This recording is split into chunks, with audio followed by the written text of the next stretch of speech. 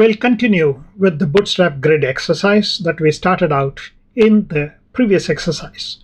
We're going to do a few more things to our index.html page in order to improve its layout. We're going to use some custom CSS classes and add some color to our index.html page using custom CSS classes. The next thing that I'm going to do is go down to the footer, and for this UL here, you notice that this list, when you look at our web page, is displayed in the web page using this bulleted list here. I'm not too happy with this bulleted list. I want to remove these bullet points and then simply show them as only the links there. So to do that, I'm going to use another list style called as list unstyled and apply that to that UL tag there. Going back to your web page, to this UL tag in the footer, I'm going to apply the class as list unstyled, and this would remove those bullets in front of these links there. Now let me add a few custom CSS classes to the index.html page. To do that, we will now create a folder here and then name it as the CSS folder here. Inside the CSS folder, I'm going to create a new file and then name the file as styles.css. Now, inside the styles.css file, I can now add some CSS classes in order to style our page. Let me add some CSS classes here. So I would add my first class as row header. So as the name implies, this class I am applying to the header, and then I would apply the margin as 0 pixel auto, and then padding as 0 pixel auto. So this is for the row header. So I'm going to have 0 margin and 0 padding for the row header. And then for the row content, so I'm going to add one more CSS class called row content. And then for this, I would add margin 0 pixel auto, and then padding I would add 50 pixel, 0 pixel, 50 and 0 pixel. Then I'm going to add a border at the bottom of my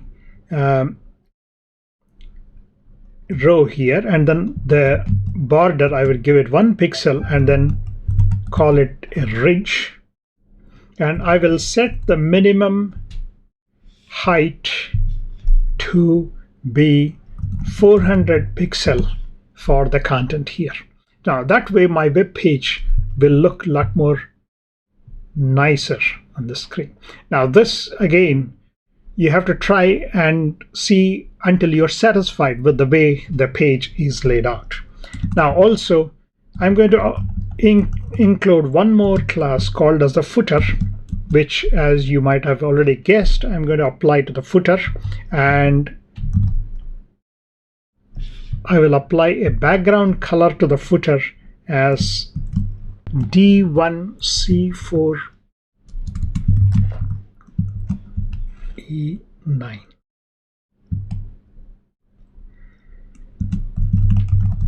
If you ask me how I selected the color, I just looked up the color and then I was happy with that color.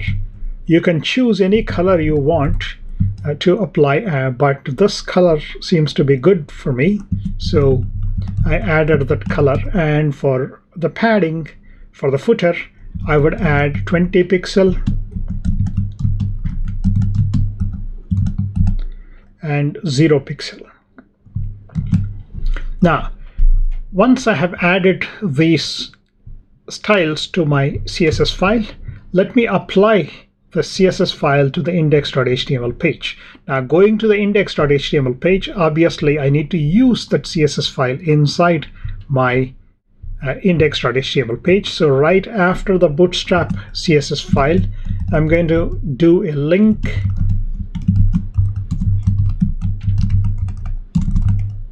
and style sheet,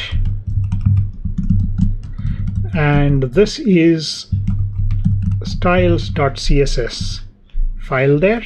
So that is where my CSS file is stored. So I'm going to include that into my index.html page. Now I am going to go into the body and then apply the classes that I have just created. So going to the header, I will apply the row header class to the div in the header. Then for the content, I would apply the row content classes to the rows there. So to the 3 rows in the content, I apply the row content class, and then going down to the footer tag, I will apply the class footer here, and then save the changes. Let's go and have a look at the web page now. Going to your web page, we are already beginning to see some interesting changes to the web page. So you can now see that the content in the web page has been laid out a bit more cleaner. That is the border bottom that we added to the row content. So you can see that there is enough separation between the rows, although the contents of the rows are still positioned towards the top in the rows. So you have these 3 rows, and then look at the footer. The footer now has acquired the background color that I applied, and notice how the links are styled with the list unstyled on the left side here. We are not done yet. We're going to do a few more changes to the index.html page and then come back and have a look at the final result of this exercise. Going back to our editor, I'm going to add a few more CSS classes into my styles.css file. So I'm going to go in there and then add a class called Jumbotron. So you see that we have already applied the Jumbotron to our header there. Now if I add more properties to this Jumbotron class here, this will be applied to the Jumbotron in addition to the standard default Jumbotron that Bootstrap already includes. So I'm going to add in a few more things. So I'm going to add in a padding of 70 and 30 pixel on its surroundings, and then a margin of 0 pixel all around, and I will set the background of this to 9575 CD. This is a somewhat of a darker purple color, which seems to go very well on the Jumbotron. Again, by trial and error, I selected that color, and also the text color as floral white. So for the Jumbotron, we're going to apply those classes, and also I'm going to apply one more class to the address class. We have an address in the footer, so I'm going to change the font size of that to 80%, a slightly smaller font than the normal font, and the margin I will give it a 0 pixel, and the color I'm going to use 0f 0f 0f, and then save the changes. So a couple more CSS classes added.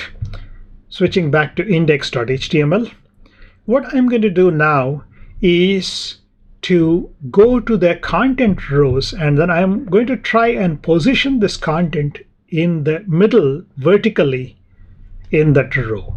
This is where I'm going to take the help of the vertical alignment that Bootstrap Grid supports through the Flexbox support. So to do that, I would say align items center. So this is the other class that I need to add, align items center. And I'm going to add that to the remaining two rows also. Align items center to the second and the third row.